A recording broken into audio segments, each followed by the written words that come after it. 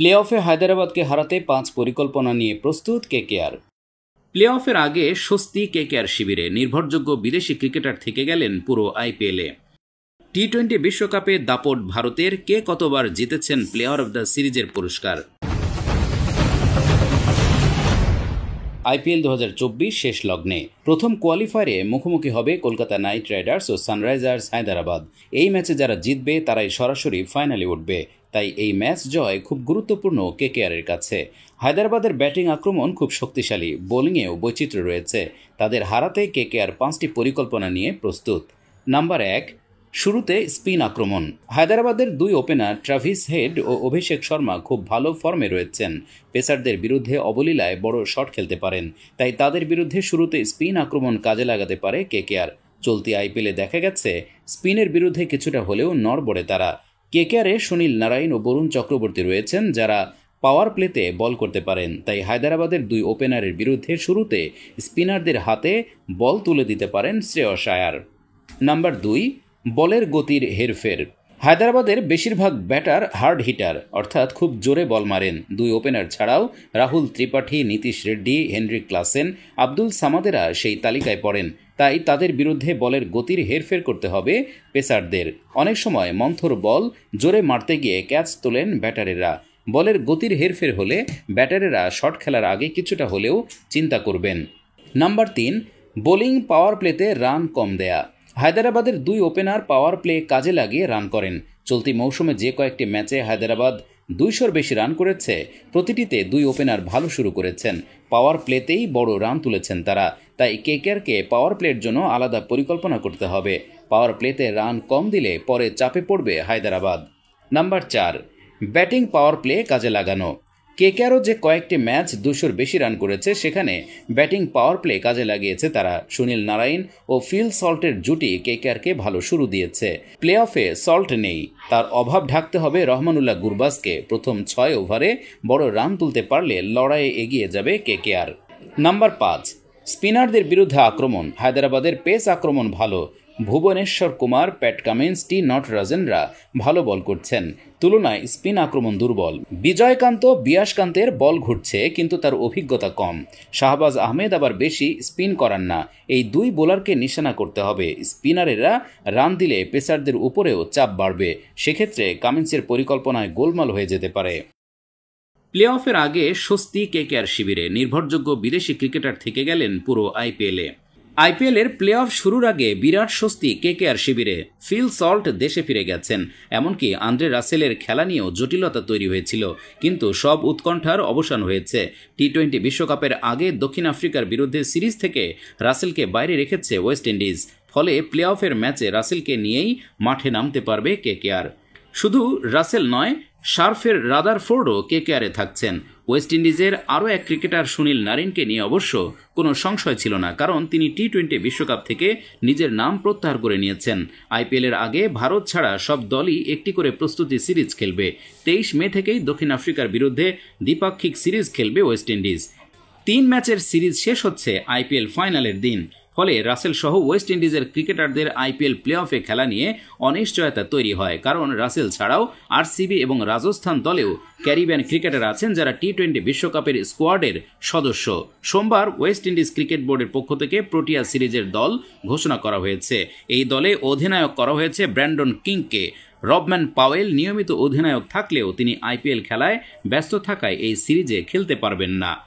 আইপিএলে খেলা ওয়েস্ট ইন্ডিজের বাকি ক্রিকেটারেরাও ভারত ছাড়ছেন না, অর্থাৎ রাজস্থান রয়্যালস পাবে রবম্যান পাওয়েল, শিমরন হেটমায়ারকে। রয়্যাল চ্যালেঞ্জার্স বেঙ্গালুরু পাবে আলজারি জোসেফকে। এমনকি নিকোলাস পুরান, শাই হোপের মতো ক্রিকেটারদের আইপিএল শেষ হয়ে গেলেও তারা প্রোটিয়াদের বিরুদ্ধে সিরিজে খেলবেন না, বিশ্রাম দেওয়া হয়েছে তাদের।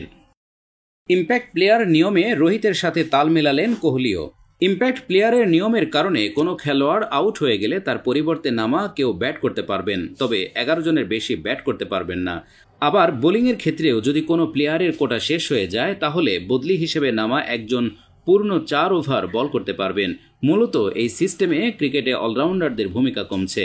সুবিধা মতো সময় অতিরিক্ত একজন পূর্ণ ব্যাটার কিংবা বোলার ব্যবহারের সুযোগ পাচ্ছেন অধিনায়করা। আর আইপিএলে এই নিয়মের বিরোধী সাবেক তারকা ক্রিকেটার থেকে বর্তমান তারকারাও। এবার এই নিয়মের বিপক্ষে অবস্থান নিয়েছেন ভারতের তারকা ব্যাটসম্যান বিরাট কোহলি।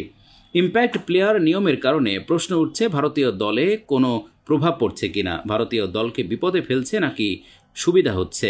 আইপিএলের এই নিয়মটা পছন্দ না ভারতের অধিনায়ক রোহিত শর্মার। সম্প্রতি রোহিত ক্লাব ফ্রেইরে পডকাস্টে বলেছিলেন তার ভাবনার কথা। এবার রোহিতের সঙ্গেই ইম্প্যাক্ট প্লেয়ার ইস্যুতে নিজের সুর মিলিয়েছেন বিরাট কোহলি। রোহিতের কথায় সমর্থন জানিয়ে কোহলি বলেন, আমি রোহিতের সঙ্গে একমত। খেলার একটা দিক হচ্ছে বিনোদন, কিন্তু সেটা করতে গিয়ে কোনো সমতা থাকছে না। এই অবস্থায় বোলারদের খারাপ লাগারই কথা। আমি আগে কখনো এমন পরিস্থিতি দেখিনি যেখানে একজন বোলারকে প্রতিটি বলে 4 বা 6 হজমের কথা ভাবতে হচ্ছে। সব দলে তো আর বুমরা কিংবা রশিদ খান নেই। কোহলি আরও বলেন, একজন ব্যাটসম্যান হিসেবে নিয়মটা আমি ভালো বলতে পারি, কিন্তু ম্যাচ তো জমজমাট হতে হবে। ক্রিকেটে 4 ছক্কা হলেই যে ম্যাচ জমে ব্যাপারটা এমন না। 160 রান ডিফেন্ড করতে পারলেও কিন্তু ম্যাচ জমে, সেখানেও প্রতিদ্বন্দ্বিতাপূর্ণ আবহ দর্শকরা উপভোগ করতে পারেন। টি-20 বিশ্বকাপে দাপট ভারতের। কে কতবার জিতেছেন প্লেয়ার অব দ্য সিরিজের পুরস্কার। আর 2 সপ্তাহ বাকি নেই 2020 বিশ্বকাপের। তার আগে এক ঝলকে দেখে নিন এখন অবধি হওয়া টি-20 বিশ্বকাপের 8টি সংস্করণে প্লেয়ার অব দ্য সিরিজের পুরস্কার পেয়েছেন কারা। তালিকায় বিরাটের দাপট চোখে পড়ার মতো। তিনি কতবার জিতেছেন এই পুরস্কার। টি-20 বিশ্বকাপের প্রথম সংস্করণ অনুষ্ঠিত হয়েছিল 2007 সালে। সেবার প্লেয়ার অব দ্য সিরিজের পুরস্কার পেয়েছিলেন পাকিস্তানের তারকা ক্রিকেটার শহীদ আফ্রিদি।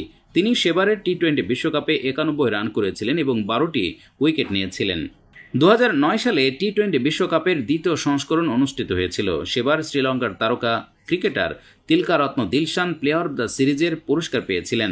তিনি 2009 সালের টি-20 বিশ্বকাপে 317 রান করেছিলেন। 2009 সালের পরের বছরই ফের অনুষ্ঠিত হয়েছিল টি-20 বিশ্বকাপ। 2010 সালের টি-20 বিশ্বকাপে প্লেয়ার অব দ্য সিরিজের পুরস্কার পেয়েছিলেন ইংল্যান্ডের তারকা ক্রিকেটার কেভিন পিটারসেন। তিনি সেবারের টি-20 বিশ্বকাপে 248 রান করেছিলেন। 2012 সালে অনুষ্ঠিত হয়েছিল আইসিসি টি-20 বিশ্বকাপের চতুর্থ সংস্করণ। সেবার প্লেয়ার অব দ্য সিরিজের পুরস্কার পেয়েছিলেন অস্ট্রেলিয়ান সুপারস্টার শেন ওয়াটসন। তিনি ওই টি-20 বিশ্বকাপে 249 রান করেছিলেন এবং 11টি উইকেট নিয়েছিলেন। টি-20 বিশ্বকাপের পঞ্চম সংস্করণ অনুষ্ঠিত হয়েছিল 2014 সালে। সেবার টুর্নামেন্টের সেরার পুরস্কার পেয়েছিলেন ভারতের তারকা ক্রিকেটার বিরাট কোহলি। তিনি এই টুর্নামেন্টে 319 রান করেছিলেন। টি-20 বিশ্বকাপের ইতিহাসে বিরাট কোহলি একমাত্র ক্রিকেটার যিনি 2 বার প্লেয়ার অব দ্য সিরিজের পুরস্কার পেয়েছেন। 2014 সালের পর 2016 সালের টি-20 বিশ্বকাপেও প্লেয়ার অব দ্য সিরিজের পুরস্কার ঝুলিতে ভরেছিলেন বিরাট। সেবার তিনি 273 রান করেছিলেন এবং 1টি উইকেট নিয়েছিলেন। আইসিসি টি-20 বিশ্বকাপের সপ্তম সংস্করণ অনুষ্ঠিত হয় 2021 সালে। সেবার প্লেয়ার অব দ্য সিরিজের পুরস্কার পান অস্ট্রেলিয়ার তারকা ক্রিকেটার ডেভিড ওয়ার্নার। তিনি সেবার 289 রান করেছিলেন। আইসিসি টি-20 বিশ্বকাপের শেষ সংস্করণ অনুষ্ঠিত হয়েছিল 2022 সালে। গতবারের টি-20 বিশ্বকাপে প্লেয়ার অব দ্য সিরিজের পুরস্কার পেয়েছিলেন ইংল্যান্ডের তারকা ক্রিকেটার স্যাম কারান। তিনি সেবার 13টি উইকেট নিয়েছিলেন।